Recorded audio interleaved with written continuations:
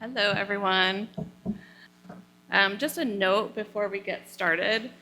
Some of what I'm going to talk about involves layoffs and the emotions that come with a sudden career change. I am going to also talk about some meaningful changes that happen in life. So just in case this topic ends up being difficult for you, you're welcome to pause, take a second. If you need to step out of the room and return when you feel ready, perfectly fine.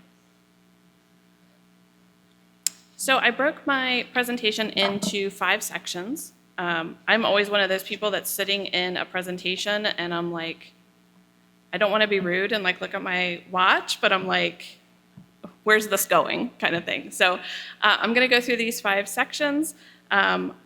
I rehearsed a little bit and it took a long time, but I'm sure I'll talk really fast and like it'll go pretty quick. And I'll take questions at the end. So who am I and why does this topic even matter? So Father Dan, thank you for the introduction. So I am an assistant professor of business here at ODU, and I am a very visual person. So you will see in my presentation, I have a lot of pictures. I have a couple of videos for you just to share some insight. So a couple things just from the pictures up here. I am a dog mom. These are my kids. So loving Australian Shepherds. I am also an entrepreneur, which Father Dan mentioned, for going on over 10 years now. I am a wife. We've been married for, I think it's 27 years now, which is crazy. I have a podcast. I actually have 2 prior podcasts. I'm getting ready to launch a new podcast in January about some of my work with AI and automation. In the middle bottom, and as you can see in the front, are my mom and my sister. My sister is an ODU grad. And I also have a wonderful nephew who is going into high school next year, and I love being an aunt. It's awesome.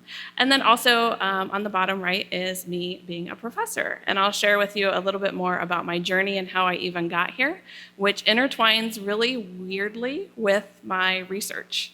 So I'll go into that. So the first thing I want to talk about is some of the most stressful events that we have in our life. 8 are up here that I mentioned. There's several different articles, different places that talk about different types of stressful events in your life. This is just one I pulled from calm.com. And I want to know from my audience here today, of these 8, how many of you would say you experienced one or more of these in the last probably 5 to 7 years? Almost everybody, quite a bit of people, right? So when I started to put this presentation together, I thought, okay, I'm going to talk about my research on layoffs, my own experience with layoffs. But then as I started working on it, that crazy research mind of yours is like expands and starts to think about the bigger picture other than just the scenario that you're thinking of. And I thought, okay, so this layoff was a stressful time in my life. But like my mom told me from the day I started kindergarten all the way through my Ph.D., I can do hard things and I will be able to pass each grade as I go. I can go through these stressful life events and come out a better person. So one of the things that I did was I mapped out, thinking about since 2018, how many of these have I been through? And holy crap, I'm like 2019, 2020, and 2021, all 3 of my remaining grandparents passed away, none from COVID. They were all other types of illnesses. In 2023 is when I was laid off, and I'll share that. In 2020, I was diagnosed with breast cancer, and I'll share a little bit more about that as we go along. I didn't even realize 2018 we sold and bought a house within the same time frame, and if anybody's ever done that, I don't know ever I want to do that again. That is crazy difficult. And then financial difficulties, even just last year from some of the repercussions from some of my layoffs. So there are definitely different stressful times that we go through in our life. And a lot of times what happens is when we go through a stressful event in our life, we start to look at the world a little bit differently. We start to look at ourselves differently and figure out what's next. Where do we go from here? Do we continue doing what we've always done? Or do we do something different so that we have that different outcome? So today, although I'm going to share a little bit more about some of the different events as we go through, I want to really focus on that layoff in 2023. And Just want to let you know, I know what it looks like and what it feels like when life decides to rewrite whatever your plan is, whatever you've gone through. And I believe a lot of these experiences, not only my layoff, but as I look back, my breast cancer, all of those things really led me to where I am today. And I'll share more about that here shortly. So section 2. See, we're already on section 2. That's really good, right? So I want to share with you what I learned studying layoffs. Before I jump into that, one of the things that happened to me when I was in a corporate role is that when I was working on my master's in business administration here at Ohio Dominican, and this was probably around, I want to say like 2005, I was working full time and going one night a week through the LEAD program to take my classes. And one of the assignments we had was to interview somebody who was at our company or somebody other's company and get some insights on a challenge that they had. And that's when I started to think, oh my gosh, I really like change management, organizational change. And I ended up being able to talk to one of our directors who became a VP and sat down, did an interview with him, however nerve-wracking that was, and went and wrote a paper about it. And he shared with me some amazing insights. And he had to go through the process of layoffs and figuring out that we need to do layoffs, who are we going to keep, who is going to go, and what are we going to do afterwards. And when he told me that story and I wrote that paper, that kind of embedded in me that I wanted to know so much more. And the other thing that happened was I realized that he was a human being. And sometimes we forget that leaders are human beings and people who are in these types of roles. And he told me that he had trouble sleeping at night. And so many people called him greedy. So many people called him other names we won't mention and thought that he was, in it for himself. And he talked to me about how devastating it was and how challenging it was. And I felt like that's a side of leaders that you don't hear about and you don't see about very much. And that really planted that seed that I want to dig into that quite a bit more. So I did. I was crazy enough after my MBA to start my Ph.D. program. And part of the reason is that my mom told me I could, right? Just like when I was in kindergarten, you can do this. And so I did 3 years of coursework, and then it took me 3 years to work on my dissertation to write it. And I wrote about managing layoffs. So here is, and I thought some of our students would like this, over 330 drafts of my dissertation until I got to the end point. So you think a couple of drafts for a paper is rough now. If you continue to go further, think about that. And so I just wanted to share a little bit about the research that I did, some of the results that happened, and then get more into how that connects to who I am today.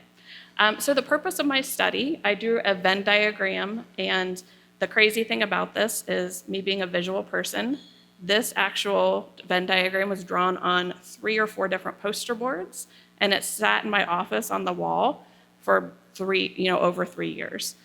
And so I looked at the personal and professional experiences of downsizing managers.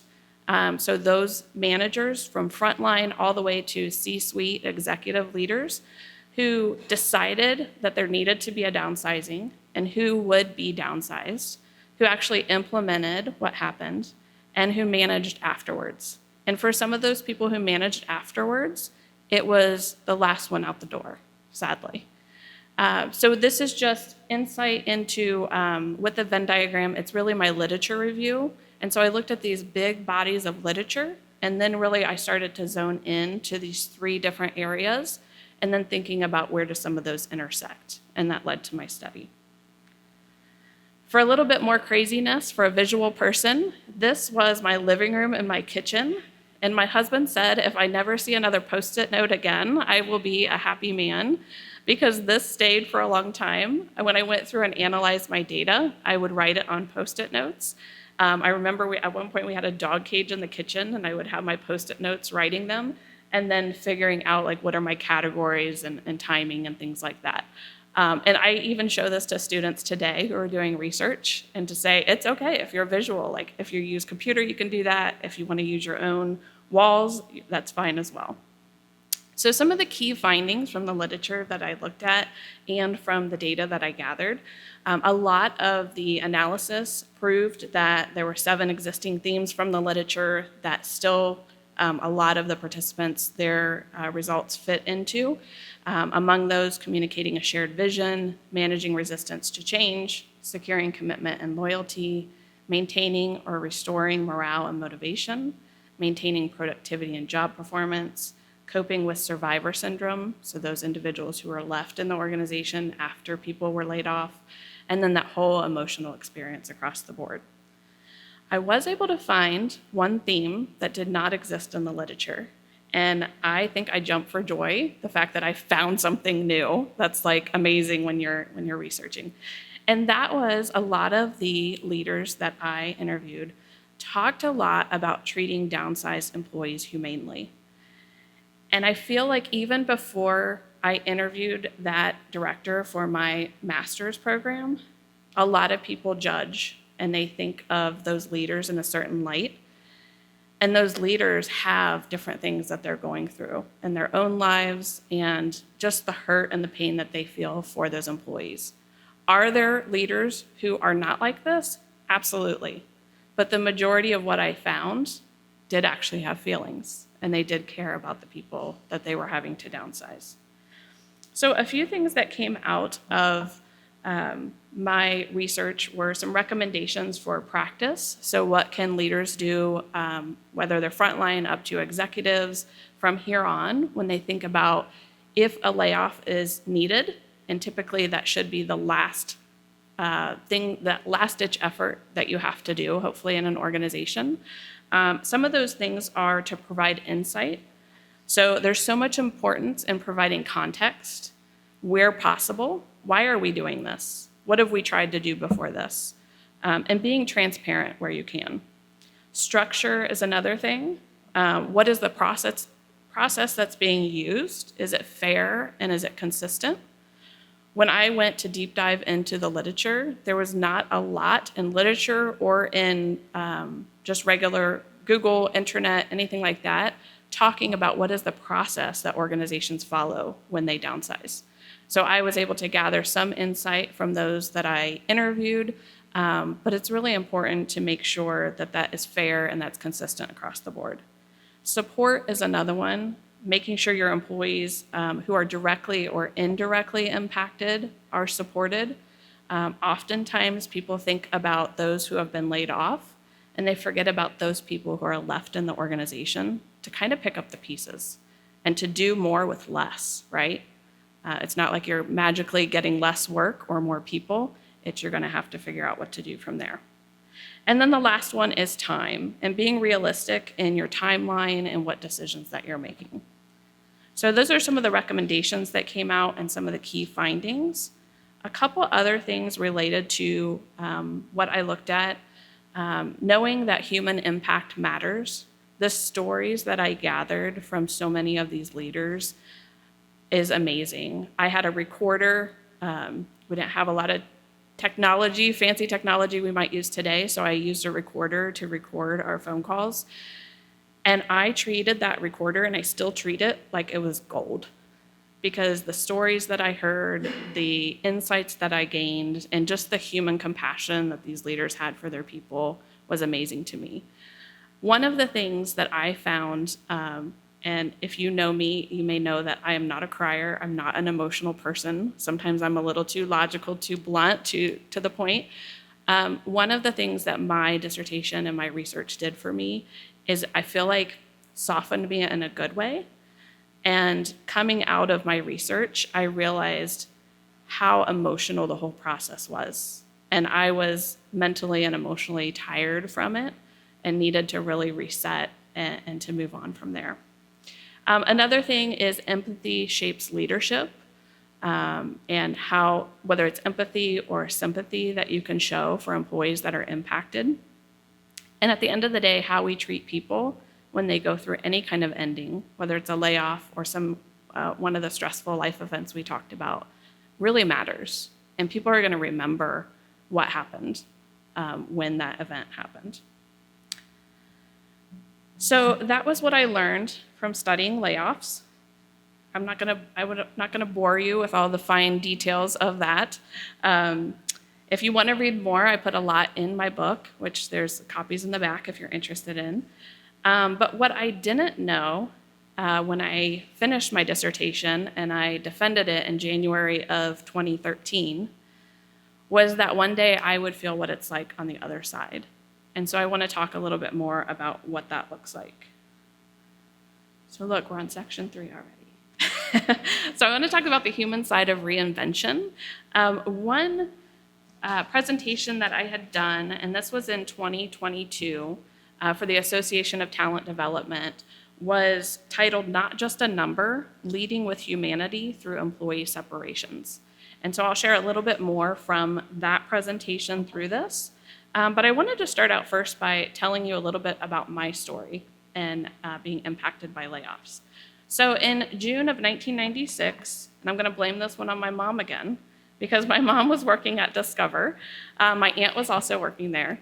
And my mom was like, you should really stop working at Lazarus, because I was not a fashionista. And she said, I think you would really like working at Discover. It's office work. In June, I had just graduated from high school. So 2 weeks after I graduated from high school, I started my job at Discover. I was so excited.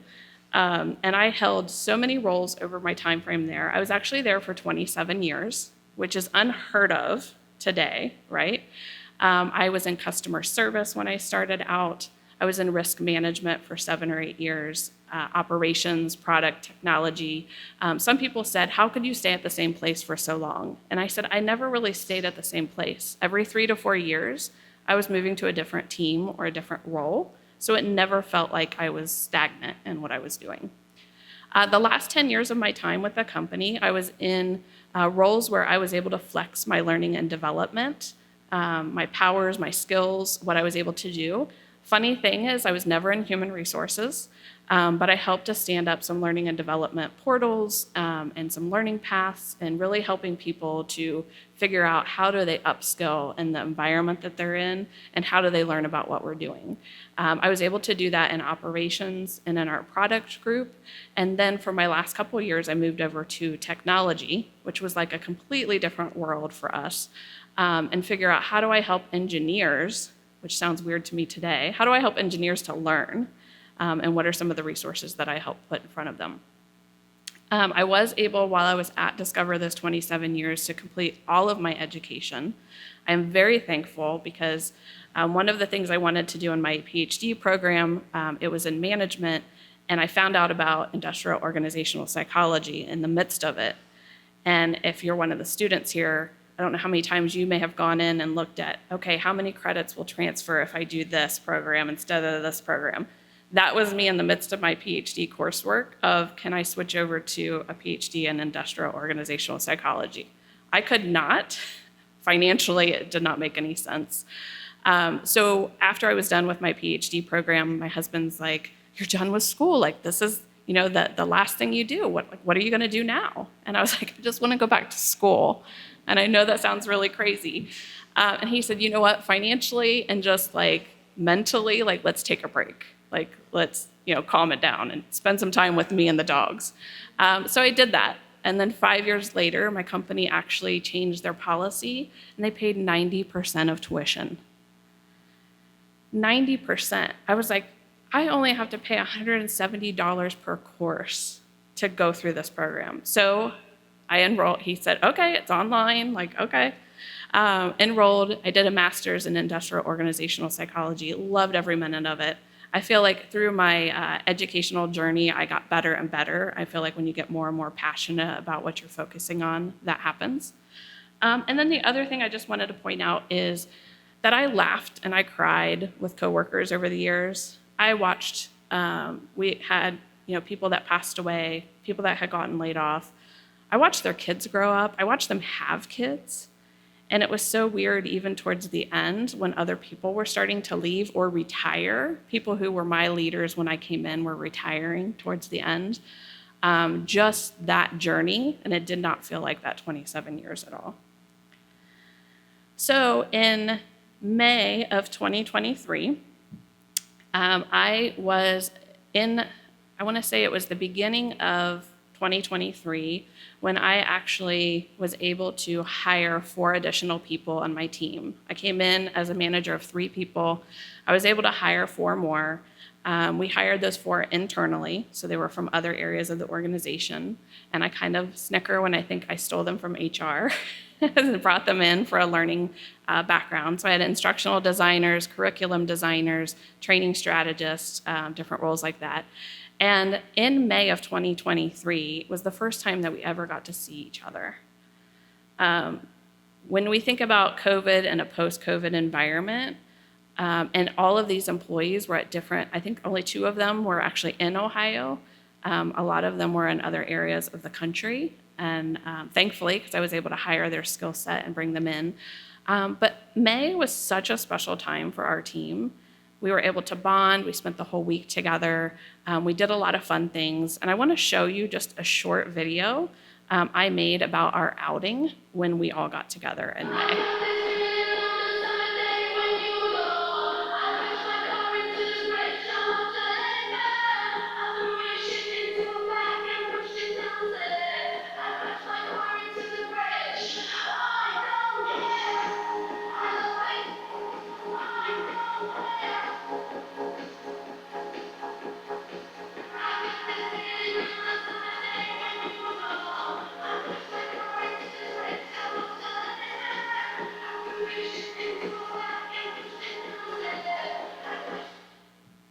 So as you can see, we had a fun time. We had a department of about 150 people.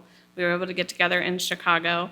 The picture that you saw of the head moving around was actually Greg. He was not able to come with us. He's from Utah. So we all had his picture, and we carried it around and took pictures at different places. And he said, I've never felt more a part of a team than that. So I love that and what happened.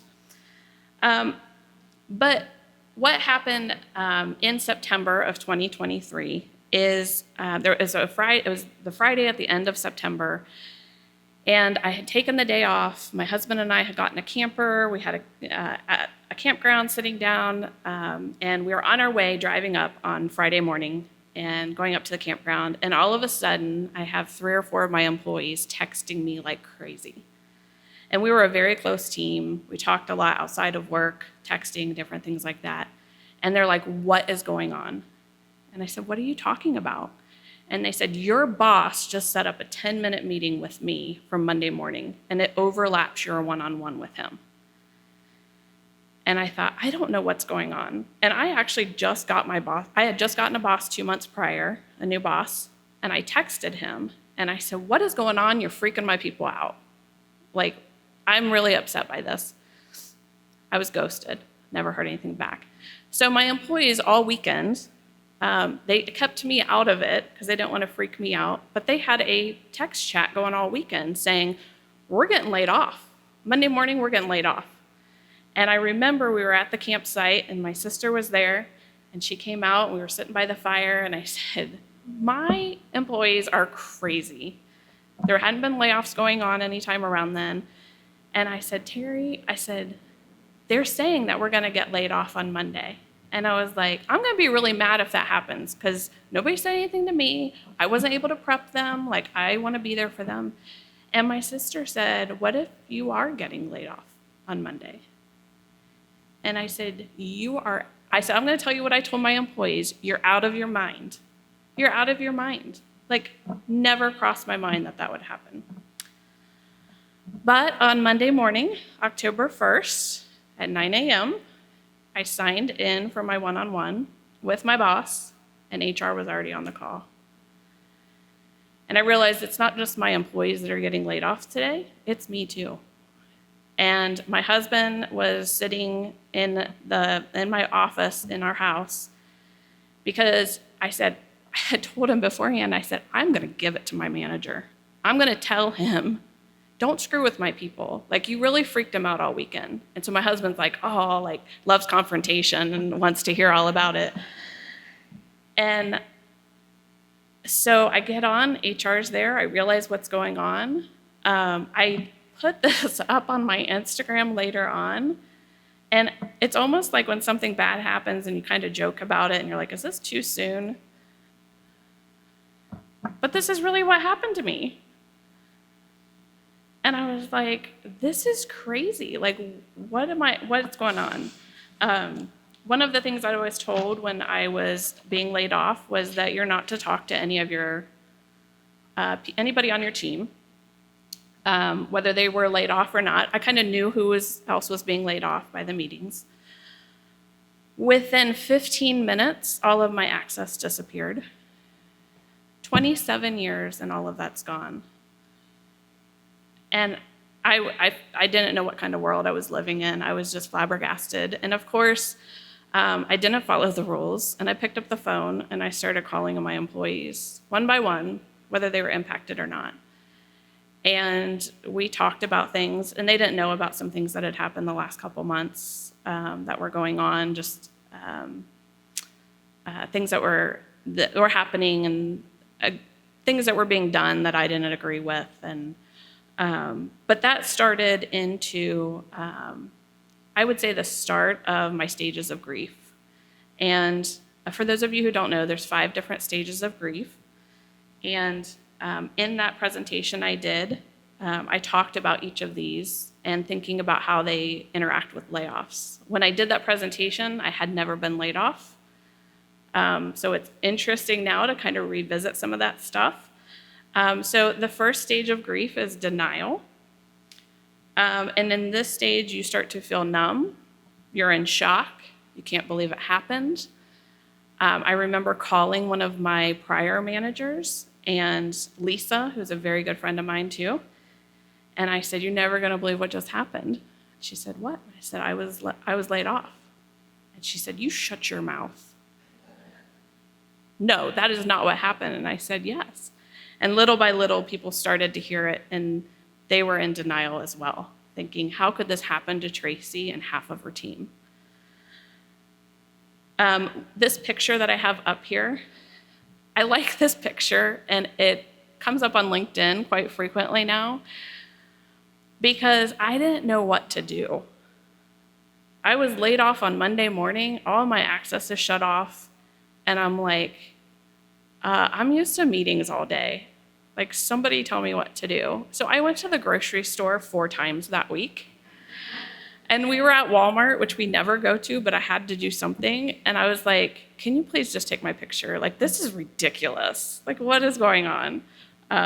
So that's one of the reasons that I have that there. I'm going to read from this presentation that I had done. I'm not going to read for every stage, but some of these. So one of the managers that I had interviewed, he ended up saying, when it comes to denial, the team's reaction to learning of when their respective last days were was a shock, because now it's real. We're not just talking about it or hearing about it. They said, now my date is X. He said, I prepped them enough that they knew it was going to happen. They just didn't know the date. So now they could start to plan. I tried to turn a negative into something optimistic, positive that they can plan to. I did the best that I could. So in thinking about a manager's perspective versus an employee's perspective. The next stage of grief is anger. And this one came on really fast, really fast. I was crying my eyes out, and my husband's like, don't cry, we'll be okay. We'll be good. I've been there 27 years. I had a year of severance. That runs out really quick, though. People don't think about that. And I just started screaming at him. And I was like, it's just not right, like what's happening. So instead of jumping into bed for a week or crawling on the couch, I had to do something. And I think even when I'm not angry, I do crazy things, right? So this is a picture of my office. My front room of my house is my office.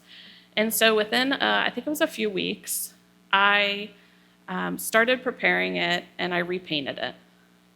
And I don't have the video. I had a video on Instagram of going through this process, but picking the colors and doing something different. Because one of the things I felt when I went into that office, because I'd been working remote full-time for several years at that point, is it felt yucky. It had a bad negative energy in it, and I just struggled to go in there. So I decorated the office, The other thing that I did is I have a wonderful group of female entrepreneurs that I'm part of, and one of them was having a bonfire. I think this was the end of October. And so we were talking on one of our weekly calls, and I was like, can I bring some of my desk and burn my desk? She's like, absolutely. And they thought I was joking. I bring the desk, and we burn part of my desk. And I was like, I just can't do this. It just was too different for me. So when you're in anger, of course, you're mad that it all happened. You're frustrated. Sometimes you're angry with that higher power. And God, why did you do this to me? What is the reason? Like, tell me right now. I don't want to wait. I'm impatient. The next phase is bargaining. And this is when you're struggling to find meaning, trying to figure out why this happened, what was the reason. And then also starting to say, I could have done this or I could have done that to prevent what actually happened. And thinking about what could have been. And one of the things I'll say to you is, and I'm kind of skipping ahead, but the stages of grief are not linear. They are all, scrambled up. They can happen a lot. I had agreed with Father Dan, I think it was in the summer, that I was going to do this seminar.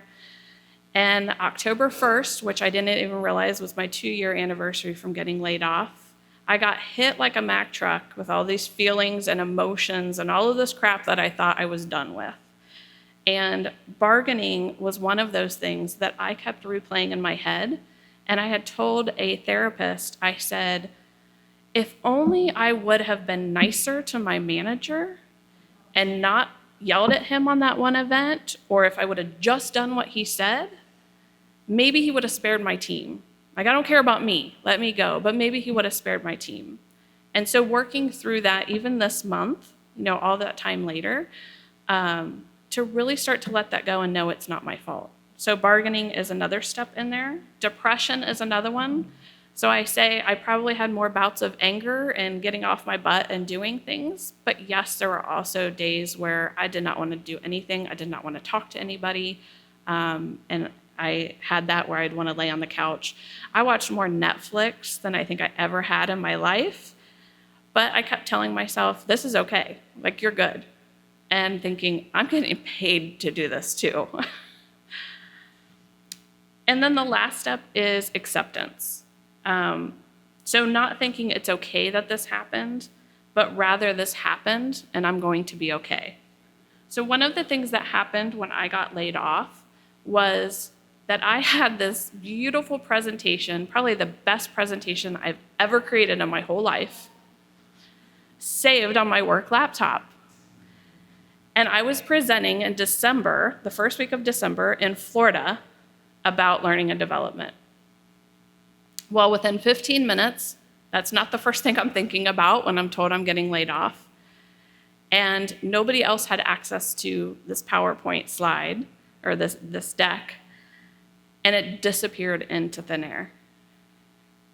And I thought to myself, okay, Discover was paying for me to go to Florida to present, and I already had this presentation done. And I thought, and maybe this goes back to the anger, F it, I'm doing it anyway. I don't care if I have to put this money on my credit card or whatever. So I booked my trip to Florida. I actually have the 2 employees that are standing in the front on the left-hand side, and that's his wife behind. They were actually still working at Discover, so they were on my team and they were not laid off. And they were presenting too. It was their first time presenting at a conference, and I had encouraged them to do that. So not only for me to present, but for me to cheer them on was a big thing. And so I was able to go to Florida, and I didn't have to worry about anything related to the company. I just had fun with them. And so that was that. I also started to focus more on my business. And then on the third one in, I actually was asked to be a guest speaker about my breast cancer journey at an event in Florida. They paid all of my expenses. So I was like, got nothing else to do. So I went. Also, you can see on the right-hand side, spent tons of time at our camper, something you don't really get to do a lot even if you work remote. And then on the right-hand side, my 5-year-old neighbor loves this. we did a whole lot of home improvement. So one of the things, our mailbox fell down. And normally we'd be like, who do we call? And I'm like, no, let's figure it out.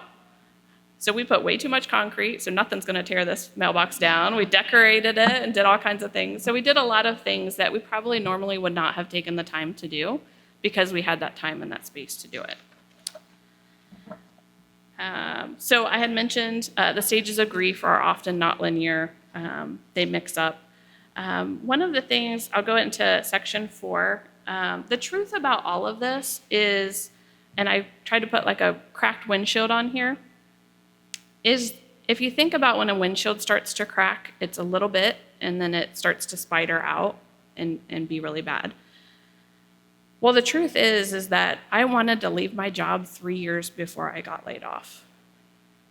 And one of the things that happened to me in 2020 is my breast cancer journey. So prior to the pandemic, started to go through this journey, had 3 different surgeries that year. Thankfully, well over 5 years past all of that. And I started to think after that breast cancer journey that you cannot let life hold you back, and you have to figure out like what's next. What do you want to do? What's truly going to make an impact?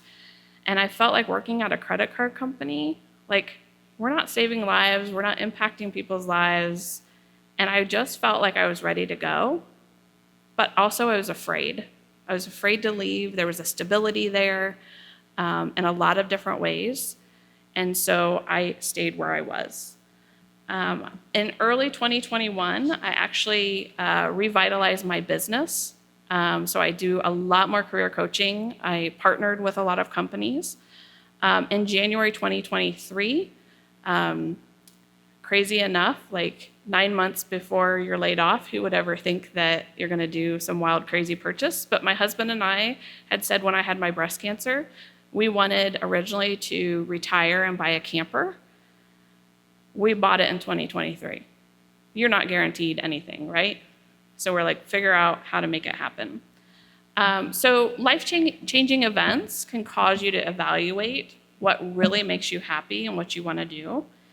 And so in a way, some people tell me, which I still think is kind of crazy today, they're like, I think you manifested your layoff.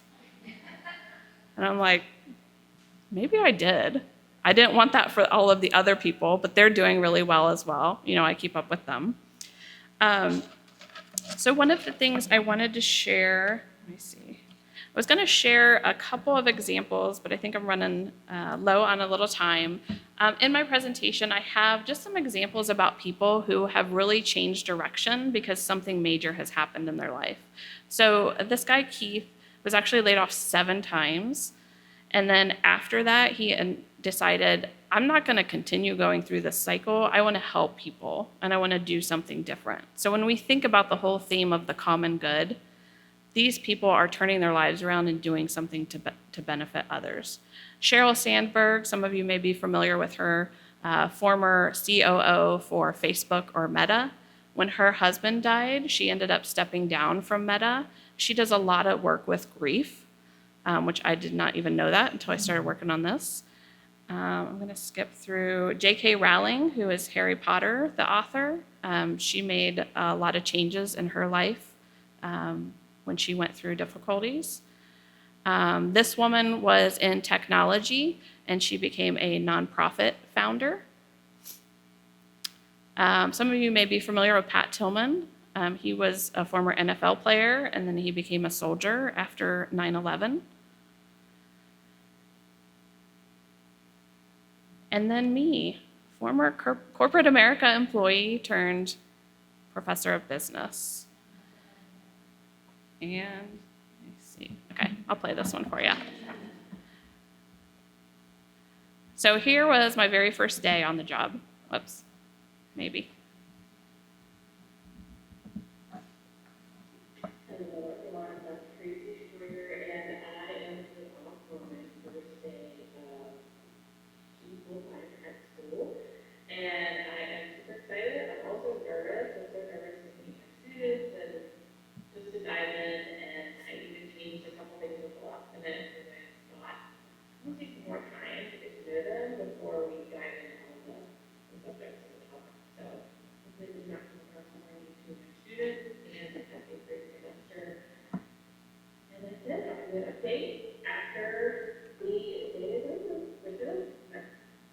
never found that update. I'm like, I must have been exhausted from that first day. But I did want to share with you like what that journey has turned into me, thinking about, just over a year later. And I want to share a little montage with you.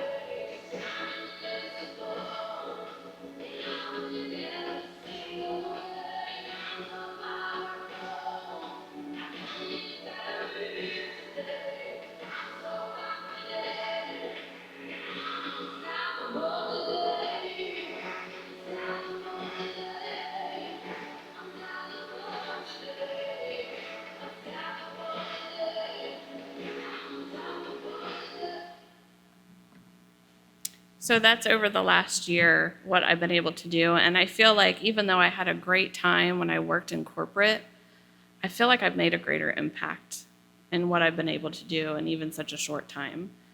So we're at section 5, and I think we still have enough time. And I have a couple slides here. So some of the takeaways from what I talked about today is that change can be so terrifying, especially when you didn't choose it. A lot of times when those stressful events happen, a lot of them you don't choose, and you try to figure out how do we work through that. But I want you to think about, what if the change that you didn't want starts to open the door that you needed? And I think about some of the smiles that I have in these pictures and these videos while I'm teaching or, in class or anything like that, and the feeling that I have behind them and how different it is from before. And your liftoff can actually become someone else's better future and the impact that you make on other people.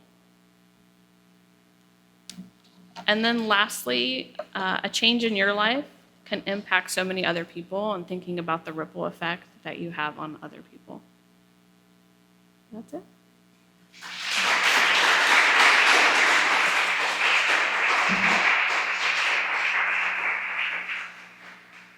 Are there any questions? Christy? Summer point before, when you decided to take a job at Layoff. Uh-huh. You sat at that conference table and said, I have 2 job opportunities, I'm trying to figure out what I do. Do I come to you, or do I take this other job? And here you are. So thank you. Yeah, thank you. So, I know you mentioned, that October is the, choose your anniversary about layoff, how, some of those difficult emotions kind of came back to you when you were, revisiting some of the, when you look at these photos, like, even in the 23 year layoff, was that kind of like a difficult thing to kind of revisit? Like just being able to revisit those feelings, or being able to kind of come back with that clarity? So I would say initially it was hard to look back at different things. And it was hard because like my Facebook, my Instagram, like I documented a lot of stuff. And so it was really hard at that time. I feel like I'm now at the point, and it was probably after the year mark, where I look back and I'm like, that was that point in my life. And I'm past that. Like there's something different. And Christy, even when you mentioned like 2 different job opportunities, I really struggled with, do I go back to corporate life? And I'm not going to say something nobody knows, but there's a drastic change in salary between corporate life and academia. So thinking about that too, and what do I do? And I thought, I can't continue doing the same things over and over in that corporate life. And so I felt like I had closure in that respect when I thought about that. And I was able to move forward. So now when I look back at those pictures, I think of the fun that I had with my team and that I did do, like even working through things this month, like I did what I thought was best. And how many of us think like, oh, my parents could have done so much better. But it's like they did the best they could with what they had, right? I did too. And it just took a long time for me to realize that. Yeah. Thank you for the question. Yeah? Yeah. I was laid off 22 years ago at the college where I taught, and then I stayed on 2 years after the initial layoff because I hated it. And it was, but it was really hard. And so I resonated so much that you said.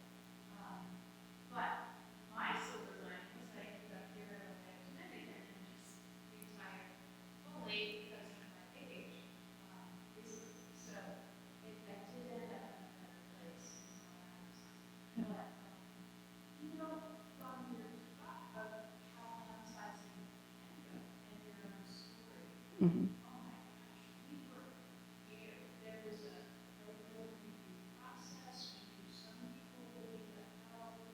It turned out I was one of them, on guard. And people didn't know how to treat those of us who were still around a while. Mhm. And that's all the hardest part, dealing with it like before I had. And it was me in my mind too. People just didn't know what to say or what to do. Mhm. But just listening to you, I think I'm able to forgive my previous institution. There's still this anger. How did you do it this way? Why? Yep. And I think they did it really listening to you. Yeah. Thank you. Thank you for your story. One thing that was crazy to me is I'm on LinkedIn a lot, and I do a lot with LinkedIn for career coaching. And I got really mad because I didn't start getting messages from people within the week that I got laid off, and half my team got laid off, saying, "I'm so sorry for what you're going through." I'm like, "Well, I thought you were my friend. Like, what's going on?" They told our direct team. They didn't tell anybody else.